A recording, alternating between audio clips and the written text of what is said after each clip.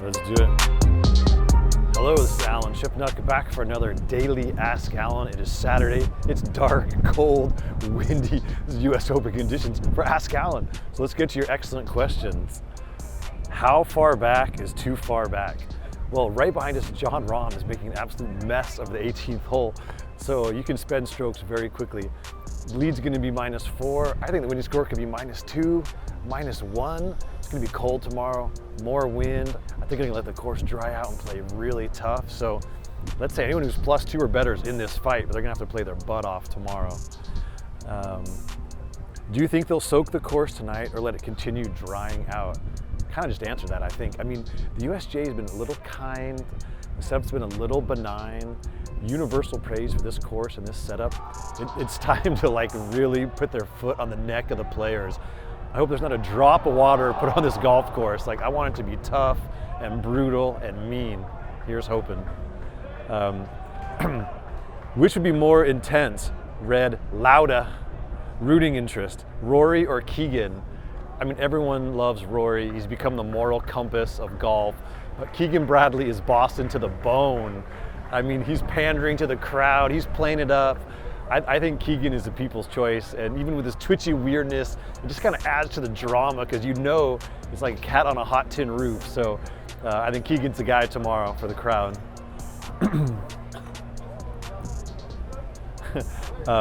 What's more likely, multiple majors for Zalatoris or him turning into Ricky Fowler Part 2?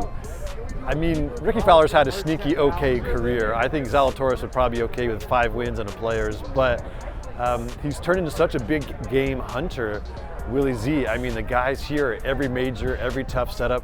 I feel like he's gonna pick one off, and therefore that means if you can win one, you can win 2. So I'm gonna say that he's gonna be around for a long time contending in the most important tournaments. This is funny. Unlike Fig Jam, will you accept a 2-part question? Is Rahm also finding some extra juice, much like Roars, with the live defections? And what constitutes a civilized dinner at an Italian joint? Yeah, I think there's a righteousness. You know, Jon Rahm is a very old world personality. He's very black and white. And no doubt he's a little upset about what's happening with his colleagues, and he feels like he's fighting for the future of the PGA Tour. And I does think that gives him a little extra energy. The civilized Italian joint is a reference to a tweet I made about me and Michael Bamberger. It was a beautiful night last night. It was warm. We were sitting outside, good conversation, good people watching, good food. And as I said, Aaron Wise rocked up in his tournament car. His bride popped out, got some food from the same spot. So we know that his sketchy play today was not due to a lack of carbs. I'll say that. JT is annoyed that his honesty probably cost him a stroke, maybe 2, to say nothing of what it did to him mentally. Are there players with reputations among their peers, one way or the other, about how they handle close calls with rules officials? Yes, on the PGA Tour, the player's attitude is that the rules are there to help you, and you need to bend them as hard as you can without breaking them to your benefit. So there's no doubt other players might have asked for a ruling or pushed harder to get a favorable ruling. You know, I'm a little annoyed by JT's whining. Like, either you do the right thing or you don't, but don't be asked, you know, to be patted on the back for doing the right thing. That's just what you do. It's like Bobby Jones said, you might as well congratulate a guy for not robbing a bank. I mean, give me a break. Like, the way he handled that was a little disappointing. Alan, I'm sure you're on site, but do you have any idea how much of a disgrace the TV coverage is? Yes, I do, because half the responses to my benign question about this tournament came in people bitching about the TV. So I haven't watched that much. I was out walking a lot today. Otherwise, I'm typing on my computer. But yes, I can hear your voices loud and clear. It's a shame. I mean, it's such a great tournament on a super charming venue.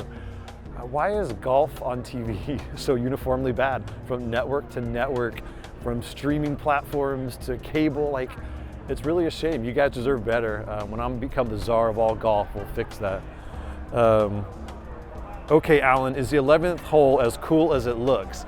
Definitely. I mean, it instantly becomes one of the great short little par 3s in golf. Visually incredible, a great test, super cool green. I love everything about it. Temperatures in the 50s tomorrow. Rory's chances, yeah, it's going to be a grind out there. And I will say, I think this is one of the most impressive rounds I've ever seen Rory McIlroy play. He had nothing. Like, he was fighting his swing, but he scrambled like a mofo. Insane number of one putts, some great up and downs, some quintessential US Open bogeys. There's been times in his career he did not have that grind and that grit. And if he wins this thing, I think this Saturday round is going to be remembered as one of the best of his career because he could have shot 80, but he kept himself in there and he's still in position. So hats off to Rory. I have a sneaky feeling this is going to light a fire and he's going to play a hell of a round tomorrow. So if I had to pick a favorite for tomorrow, I'm saying Rory McIlroy. Anyway, thanks as always for the great questions. This is Alan Shipnuck. We will do one more Ask Alan tomorrow when we have a champion. Until then, keep sending the good vibes. I don't know, that's a bad ending. Let me do that again. Let's stop the tape.